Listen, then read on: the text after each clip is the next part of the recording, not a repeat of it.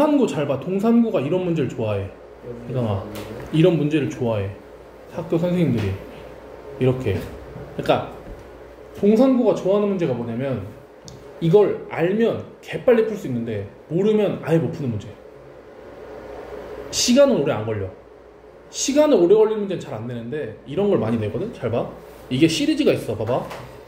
우리가 앞에서 풀었던 게 F에 예를 들어서 3을 넣었는데 1이 나왔어. 4를 넣었는데 1이 나왔어. F가 2차식이야. 이런 문제가 나왔을 때 fx라는 식을 구하는 방법이 있었어. 그 방법이 뭐였냐면 인수정리를 이용하는 거였고, 이거 넘기고 넘기면 f의 3 빼기 1은 0, f의 4 빼기 1은 0 맞죠? 그래서 만약에 이런 방정식이 있었다고 치면은 3 넣으면 0이 되니까 해가 되고 4 넣으면 0이 되니까 해가 됐어. 맞아? 맞아?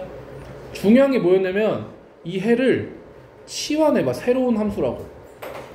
그럼 이 새로운 함수는 3 넣으면 0이 되고 4 넣으면 0이 되니까 이런 식으로 쓸 수 있죠. 여기까지 돼? 됐어? 자, 그러면 우리가 이 g가 3을 넣어서 0이 나오려면 이렇게 생겨야 3을 딱 넣었을 때 0이 되지 않겠어? 이렇게 또 인수를 이걸 또 가져야 4를 딱 넣었을 때 0이 되지 않겠어? 이렇게 세우고 g라는 건 사실 fx-1이었기 때문에 이런 식으로 해서 1만 넘겨주면 해였죠. 여기까지 이해돼? 돼? 여기까지? 선생님 그냥 gx라고 안 적고 풀어도 돼요? gx라고 안 적고 풀면은 봐봐. 안 적고 풀어도 돼. 안 적고 풀어도 돼. 이 식이 3 넣으면 0, 4 넣으면 0. 그렇게 해도 돼. 그럼 네가 이 계산을 알면은 그렇게 풀어도 되지. 이해돼? 모르면은 인수정리라는 개념을 이용해서 g에 3을 넣어서 0이 나왔다. f에 3을 넣어서 0이 나왔다.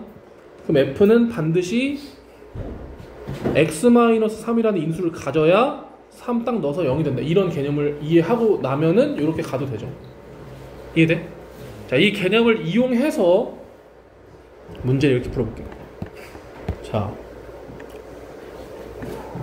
얘도 그럼 같은 방법으로 P에 지금 알파를 넣으면 베타가 나오죠. P에 베타를 넣으면 알파가 나와. 맞아? 그 얘를 변형해서 P 알파 마이너스 베타는 0, P 베타 마이너스 알파는 0. 맞아? 근데 이게 만약에 비슷한 유형 중에 이런 문제가 있어. P2를 넣는데 2가 나왔어. P3을 넣는데 3이 나왔어. 그럼 이건 넘기면 P2 빼기 2고 P3 빼기 3이면 아까처럼 똑같이 1, 1 있었을 때는 PX-1 이렇게 잡았을 텐데 여기가 2고 3이니까 뭘 써야 될지 모르잖아. 2 쓸지 3 쓸지.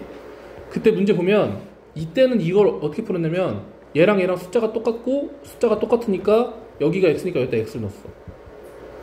아, x를 넣었을 때 x가 나왔고.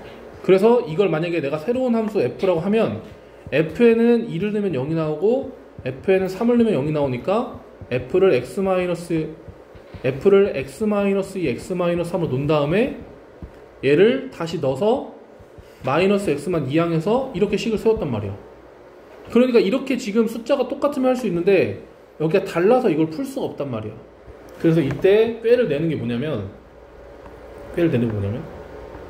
한쪽은 알파 한쪽은 베타가 아니고 두 개 문자가 똑같으면은 이거 만약 베타면은 풀 수 있단 말이야. 이해되지? 그래서 이걸 어떻게 꾀를 내냐면 지금 두 분의 합이 얼마야? 3이죠.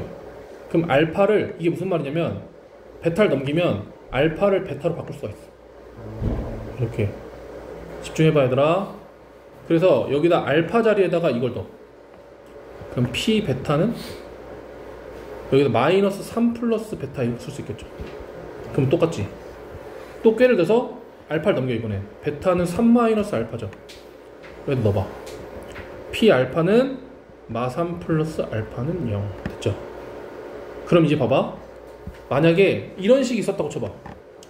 px 마이너스 3 플러스 x라는 식이 있으면 알파 넣으면 0, 베타 넣으면 0이죠.